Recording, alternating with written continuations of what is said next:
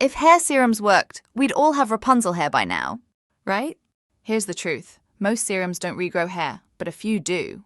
Today, I'm breaking down what really works, backed by clinical studies, not marketing hype. We'll go ingredient by ingredient, serum by serum. It will be a long video, but it will save you time, money, and hair. And make sure you watch until the end, because the last section will help you spot if a serum is worth it in just 10 seconds. Hi, I'm Masha, a 41-year-old PhD student in Australia.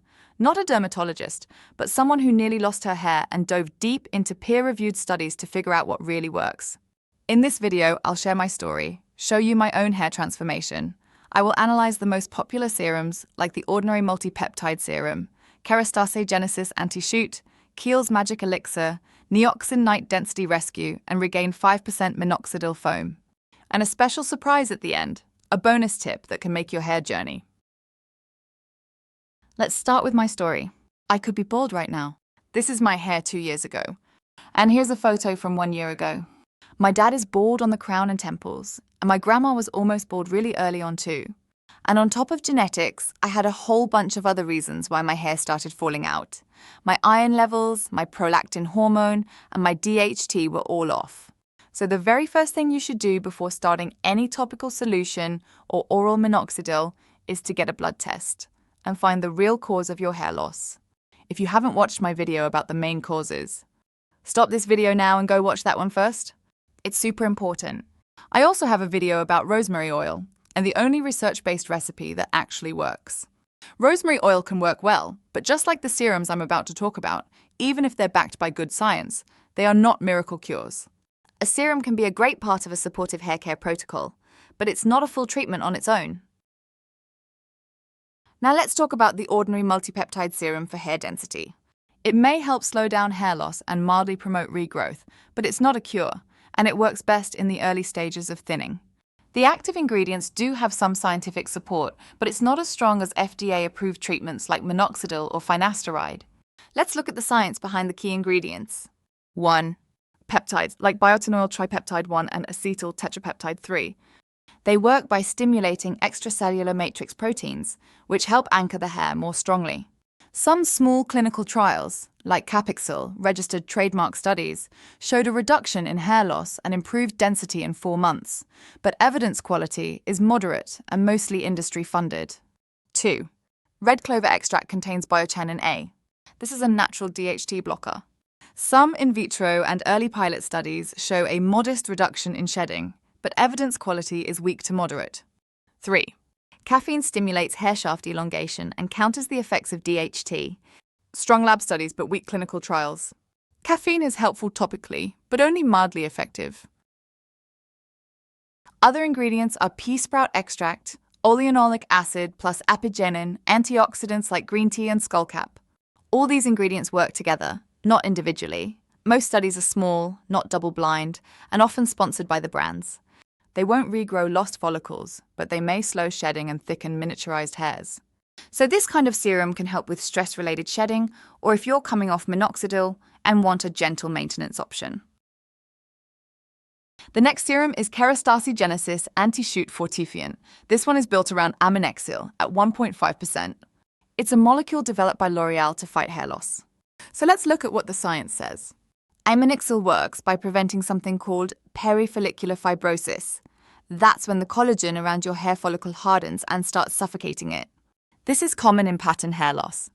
L'Oreal studies show up to 8–10% increase in hair density after 3 to 6 months. It slows down follicle shrinkage, and it helps keep hairs in the growth phase longer. To sum up, yes, there's real science behind aminexil. It prevents collagen from choking hair follicles. Some small studies show it slows hair loss and even helps mild regrowth. It's used across several L'Oreal products like Vichy Durcos and Kerastase. But, and this is important, all the big studies were funded by L'Oreal. There are no large independent trials.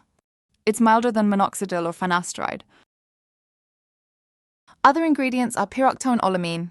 This is antifungal, like ketoconazole, and can also reduce inflammation and possibly DHT activity. Some studies show it works about as well as 1% minoxidil in reducing hair shedding over 6 months. Excellent for people with scalp inflammation or dandruff and a mild DHT regulator. There is also caffeine plus arginine. Caffeine helps stimulate blood flow and may block some DHT effects in lab studies. Arginine opens up blood vessels to improve scalp circulation. Together they boost blood flow. Great combo. Then there is niacinamide plus pyridoxine, vitamin B3 plus B6. Niacinamide strengthens the skin barrier and improves blood flow, while pyridoxine may reduce androgen sensitivity. Both are good for scalp health and calming inflammation.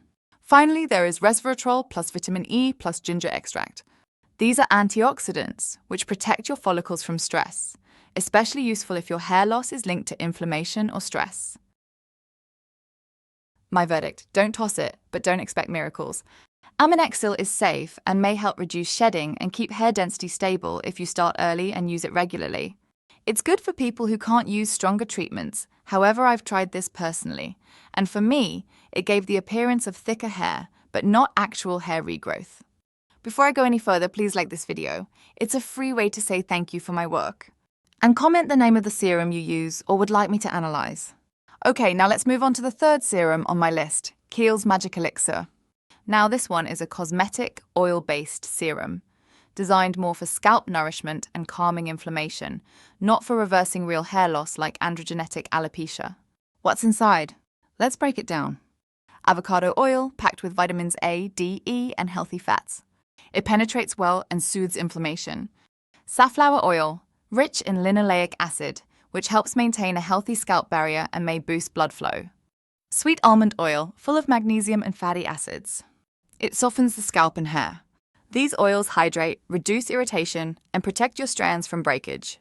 But, and this is important, they don't regrow hair or prevent miniaturization of follicles. There are two active botanical ingredients: rosemary leaf oil and aloe vera. Rosemary oil does have vasodilating and anti-inflammatory properties. A small clinical study compared 3.7% rosemary oil to 2% minoxidil, and they saw similar results over 6 months. I recommend to watch my video, search for this thumbnail. But here's the catch: most serums don't tell you the concentration. So if it's just listed as rosemary leaf oil, we have no idea if it's strong enough to work. So yes, it could help if it's concentrated enough and used consistently, but it's often just there for fragrance. The second active ingredient is aloe vera, known for soothing the skin, reducing itchiness, and supporting healing. Great if your scalp is irritated or dry. But again, this doesn't regrow hair. So my verdict: this serum is excellent for hydrating the scalp, reducing inflammation, soothing itchiness or flakiness, preventing breakage from dry hair, but it's not a real treatment for hair loss. It won't stop androgenetic alopecia. It won't reverse miniaturization or block DHT. Now let's talk about the next serum, Nioxin Night Density Rescue. This popular scalp serum will refresh your scalp, improve circulation, and give the feeling that something is happening, but it's not a treatment for serious hair loss like androgenetic alopecia. Let's look at what's inside and how it works. 1. Caffeine. We have already discussed it earlier. 2. Panthenol, provitamin B5. Hydrates the scalp, softens the hair, and helps lock in moisture. Mostly a cosmetic benefit for smoother, shinier strands. It is good for scalp comfort, not hair follicle regrowth. 3. Menthol. You know that cool tingling feeling? That's menthol. It boosts circulation and gives the illusion of effectiveness. But there's no evidence it actually helps hair grow. It's mostly about sensation. 4. Lauric acid, found in coconut oil. It can penetrate the hair shaft and reduce protein loss, and might also have mild antimicrobial and DHT blocking effects, but nothing strong enough to reverse hair loss on its own. 5. Vitamin E is an antioxidant that helps protect the scalp barrier and reduce oxidative stress. It supports a healthy scalp environment, but doesn't regrow hair directly. 6. Ginger root extract is anti-inflammatory and may help boost blood flow. Some test tube studies suggest benefits, but no strong human clinical trials to back it up. To conclude, this serum is nice for scalp refreshment, stimulation, and comfort. It might support a healthier environment for hair, but it is not a clinically proven treatment for real alopecia. Next up is the classic Regain Minoxidil 5% solution. This one doesn't have fancy packaging or a huge list of ingredients, but it works. It's one of the few hair loss treatments that's actually approved by the FDA. What's inside? Minoxidil helps keep your hair in the growth phase longer, so it slows down thinning and can actually boost regrowth in some people. It increases blood flow to your hair follicles and may help trigger growth signals. In studies, 40 to 60% of users see regrowth, especially when they start early and use it consistently. Results don't happen overnight. Give it at least 4 to 6 months, and the best results usually show up around the 12-month mark. You have to keep using it. If you stop, you'll lose the progress you made. What to watch out for? You might see some shedding in the first few weeks. Totally normal. It means weak hairs are falling out to make room for stronger ones. It can cause dryness or irritation, especially if your skin is sensitive to propylene glycol, which is in many minoxidil solutions. Verdict: yes, this one works. It's backed by science, approved by dermatologists, and widely used for male and female pattern hair loss.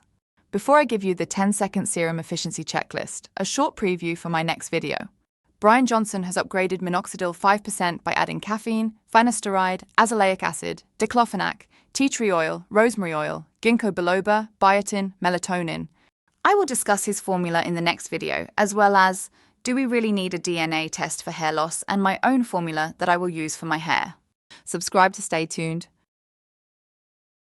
Now that you understand what works and what doesn't, here's how to do a 10-second expert scan to check if a hair serum is legit, or just expensive marketing fluff. Flip the bottle. Scan the top 5-7 ingredients on the ingredients list. You're looking for power players in these 4 categories. If none of these show up early in the list, it's not worth your money. Hit pause, save this checklist, and shop smarter next time. Your scalp will thank you. See you in the next video.